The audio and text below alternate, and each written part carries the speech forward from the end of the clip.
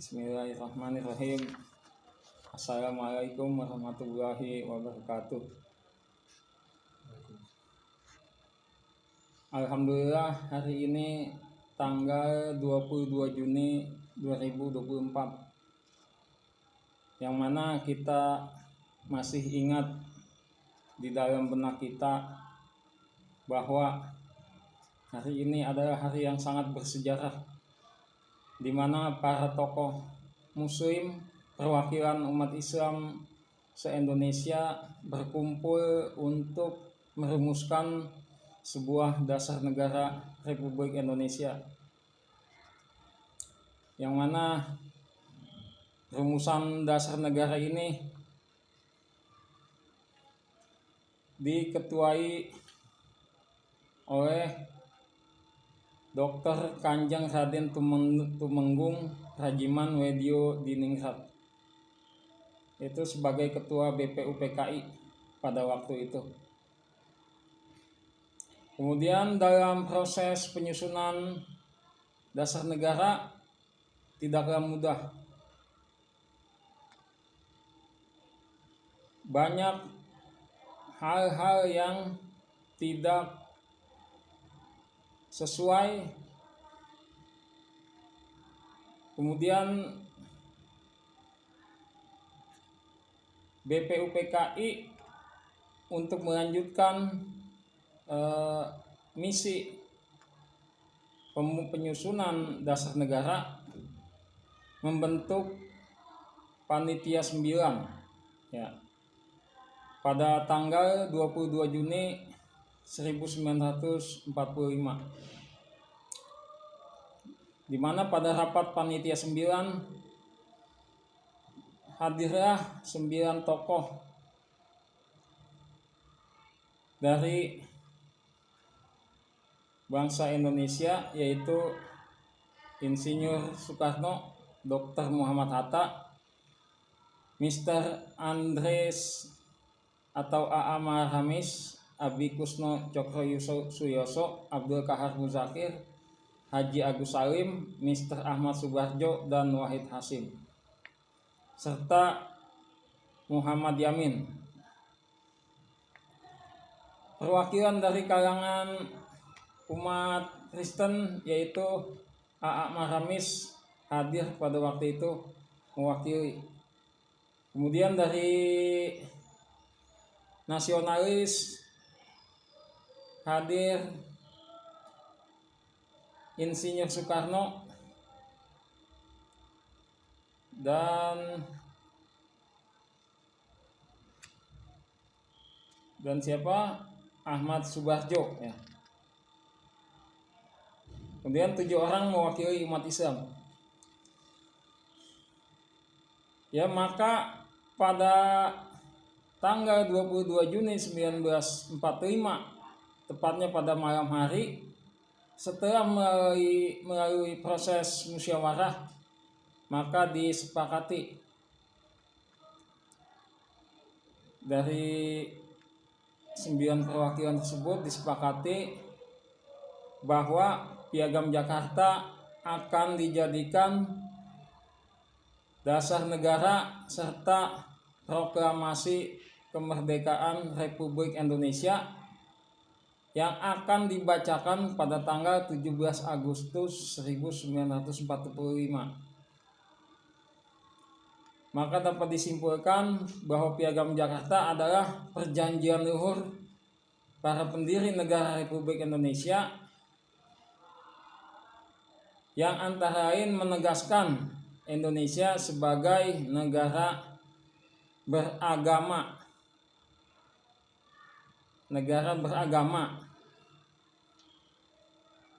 yaitu agama-agama yang ada di Indonesia seperti Islam, Hindu, Buddha, itu harus dilindungi.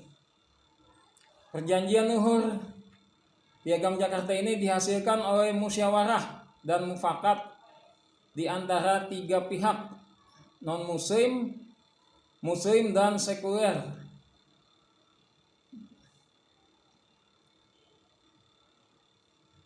Ya, kemudian Adapun bunyi Piagam Jakarta tersebut adalah sebagai berikut. Berdasarkan ejaan asli teks Piagam Jakarta 22 Juni 1945. Bismillahirrahmanirrahim. Piagam Jakarta, bahwa sesungguhnya kemerdekaan itu ialah hak segala bangsa, dan oleh sebab itu maka penjajahan di atas dunia harus dihapuskan karena tidak sesuai dengan pri kemanusiaan dan pri keadilan. Dan perjuangan pergerakan kemerdekaan Indonesia telah sampailah kepada saat yang berbahagia dengan selamat sentosa mengantarkan rakyat Indonesia ke depan pintu gerbang negara Indonesia yang merdeka, bersatu, berdaulat, adil dan makmur atas berkat rahmat Allah yang Maha Kuasa, dan dengan didorongkan oleh keinginan luhur supaya berkehidupan kebangsaan yang bebas, maka rakyat Indonesia dengan ini menyatakan kemerdekaannya. Kemudian daripada itu, untuk membentuk suatu pemerintah negara Indonesia yang melindungi segenap bangsa Indonesia dan seluruh tumpah darah Indonesia, dan untuk memajukan kesejahteraan umum, mencerdaskan kehidupan bangsa, dan ikut melaksanakan ketertiban dunia yang berdasarkan kemerdekaan, perdamaian abadi, dan keadilan sosial. Maka disusunlah kemerdekaan kebangsaan Indonesia itu dalam suatu hukum dasar negara Indonesia yang terbentuk dalam suatu susunan negara Republik Indonesia yang berkedaulatan rakyat dengan berdasar kepada ketuhanan, dengan kewajiban menjalankan syariat Islam bagi pemeluk-pemeluknya, kemanusiaan yang adil dan beradab, persatuan Indonesia, kerakyatan yang dipimpin oleh hikmat kebijaksanaan dalam permusyawaratan perwakilan, keadilan sosial bagi seluruh rakyat Indonesia. Jakarta, 22 Juni 1945. Panitia 9. Insinyur Soekarno, Dr. Andes Muhammad Hatta, Mr. A.A. Maramis, Abi Kusno Cokro Suyoso, Abdul Kahar Muzakir, Haji Agus Salim, Mr. Ahmad Subarjo, Wahid Asim, dan Mr. Muhammad Yamin. Alhamdulillahirrahmanirrahim. Begitulah teks asli, teks suci yang telah disepakati oleh perwakilan bangsa-bangsa, oleh perwakilan bangsa Indonesia, baik dari muslim, non-muslim, dan sekuler. Namun dalam perjalanannya, setelah disepakati atau dilahirkan Piagam Jakarta, belum sempat hidup 1 bulan sudah diwafatkan, ya, tepatnya pada tanggal 17 Agustus 1945 dengan digantikannya Piagam Jakarta dengan proklamasi Soekarno dan Pancasilanya. Demikian dari saya untuk pembukaan. Alhamdulillahirrahmanirrahim. Ya, begitulah sekilas narasi tentang Piagam Jakarta. Yap. Podcast ini kami buat untuk mengajak masyarakat Indonesia agar mengenang sejarah kelahiran Piagam Jakarta yang sama sekali sejak lahirnya belum pernah dilaksanakan atau belum pernah terlaksana oleh sebab pengkhianatan yang dilakukan segelintir orang yang tentunya kita sudah tahu, yang masih menyisakan rasa sakit di kalangan umat Islam bangsa Indonesia hari ini. Ya, kali ini saya sengaja mengundang tamu saya, Wadan Nabil Muafi, ya, untuk mengadakan bincang-bincang seputar Piagam Jakarta. Ya, untuk Wadan, gimana pendapat Anda tentang Piagam Jakarta, perayaan peringatan Hari Raya Piagam Jakarta hari ini? Ya menurut saya ini jarang ya diperingati orang, jarang dirayakan gitu, walaupun hanya dengan cara seperti ini. Tapi minimal itu kita mengingat Piagam Jakarta ini, karena dengan Piagam Jakarta ini yang hak dengan yang batil dipisahkan. Di mana di kalimat tertera di kalimat, pada kalimat ketuhanan, kan di situ ada koma, ketuhanan koma dengan kewajiban menjalankan syariat-syariat Islam bagi pemeluk-pemeluknya. Nah di situ sudah ada yang namanya toleransi, hak dan batil dipisahkan, karena ketuhanan loh kan udah dipisahkan pakai koma, dengan kewajiban menjalankan syariat-syariat Islam bagi pemeluk-pemeluknya. Ketuhanan berarti ini itu di situ ada letak toleransi. Jadi kita tidak akan mengusik orang-orang yang beribadah, di orang-orang Kristen sedang beribadah, orang-orang Konghucu, Katolik, Hindu, Buddha sedang beribadah, ya udah kita biarkan saja, kita toleransi, kita tidak akan mengusik mereka, toleransi kita. Jadi kita ya tetap ada toleransi meskipun Piagam Jakarta dengan kewajiban menjalankan syariat Islam bagi pemeluk-pemeluknya, koma. Yang sekarang yang ada Pancasila ini ketuhanan yang Maha Esa, ketuhanan yang Maha Esa tanpa koma loh. Berarti kan ketuhanan kan banyak, Tuhan kan cuma satu, ketuhanan banyak, pulau hanya satu, kepulauan banyak. Nah ini ketuhanan yang Maha Esa, Tuhan yang banyak satu, berarti Tuhan agama Islam, Kristen, Hindu, Buddha sama dong. Gak gitu konsepnya. Makanya ada penyimpangan tuh di sila pertama Pancasila, ketuhanan yang Maha Esa. Nah kalau Piagam Jakarta kan benar, ketuhanan ada koma nih, dengan kewajiban menjalankan syariat Islam bagi pemeluk-pemeluknya. Bahkan di dalam Al-Quran surat Al-Baqarah, tepatnya saya buka Al-Quran dulu. Ya coba, ya ini buktinya ya bahwa pada kalimat pertama Pancasila itu mengandung unsur kesyirikan. Karena jadi di mana ketuhanan disandingkan dengan yang Maha Esa, sedangkan ketuhanan itu ada bentuk jamak dari Tuhan, yaitu banyak Tuhan yang Maha Esa. Ya. Jadi kita akan buka surat Al-Baqarah ayat Al-Baqarah ya, coba. Ya, surat Al-Baqarah ayat 42. Coba pemirsa ingat ya, surat Al-Baqarah yang 42. Coba dibacakan. Bunyi ayatnya gini. A'udzu billahi minasyaitonir rajim. Bismillahirrahmanirrahim.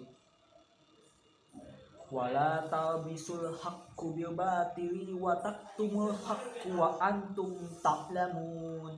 Yang artinya, dan janganlah kamu mencampur adukan kebenaran dengan kebatilan, dan janganlah kamu sembunyikan kebenaran itu sedangkan kamu mengetahuinya. Nah di situ udah jelas ayatnya, jangan kamu mencampur adukan kebenaran dengan kebatilan. Nah yang ada sekarang nih, sila pertama dari Piagam Jakarta, ketuhanan yang Maha Esa. Dan itu kan sudah mencampur adukan kebenaran dengan kebatilan sebetulnya. Karena ketuhanan kan Tuhan banyak. Kalau Tuhan hanya satu, harusnya Tuhan yang Maha Esa, bukan ketuhanan yang Maha Esa. Mereka bilang di situlah toleransi. Ya tapi itu ketuhanan yang Maha Esa. Logikanya gimana gitu? Itu kok ketuhanan yang Maha Esa, kan ketuhanan kan jamak, banyak Tuhan berarti. Banyak Tuhan dari yang satu, trinitas dong konsepnya. Ya gak kayak gitu. Kalau Piagam Jakarta kan sudah benar memisahkan yang hak dengan yang batil. Ketuhanan, koma, dengan kewajiban menjalankan syariat-syariat Islam bagi pemeluk-pemeluknya. Nah di situ sudah ada jelas toleransi gitu. Dipisahkan kebenaran dengan kebatilan, dipisahkan. Tetap ada toleransi gitu. Oke, ya. Ya pemirsa, sudah dijelaskan, tapi mungkin pemirsa butuh rincian lagi. Yang disampaikan oleh Wadan tadi betul. Di sini saya memperjelas ya, Wadannya saya memperjelas yang dimaksud Wadan di sini. Ini ada perbedaan antara Pancasila dan Piagam Jakarta yang letaknya ada di nomor 1. Nomor 2 sampai nomor 5 itu bagus, tidak ada masalah.